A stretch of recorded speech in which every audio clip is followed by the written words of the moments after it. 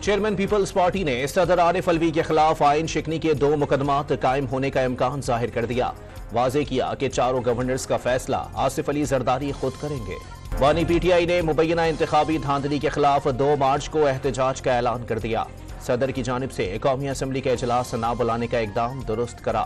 بانی P T I نے speaker قومی اسمبلی کے لیے عامر ڈوگر اور ڈپٹی اسپیکر کے لیے جنید خان کو نامزد کر دیا۔ نامزد وزیر اعظم عمر ایوب کی میڈیا سے گفتگو۔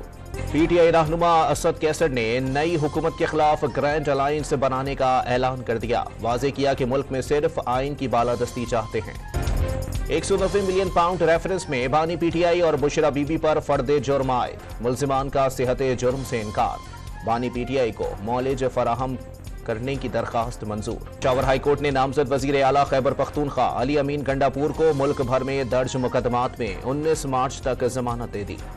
وزیر اعلیٰ مریم نواز نے پنجاب بھر میں گلیوں کی مرمت کے پروجیکٹس کا اعلان کر دیا۔ دیہی علاقوں میں صاف پانی کی فراہمی اور سیوریج کے نظام سے متعلق پلان بھی طلب۔ نگراں وزیر اعلیٰ سندھ مقبول باقر وزیر اعلیٰ ہاؤس سے رخصت ہو گئے۔ گارڈ آف آنر پیش، پولیس کے چاقو چوبند دستے نے سلامی پیش کی۔ نواب شاہ قاضی احمد میں قومی شاہراہ پر پیٹرول سے بھرا ٹینکر الٹ گیا۔ حادثے کے بعد قومی شاہراہ عارضی طور پر بند کر دی گئی۔ اور محکمہ موسمیات کی کراچی میں 1 مارچ کو گرج چمک کے ساتھ بارش کی پیش گوئی۔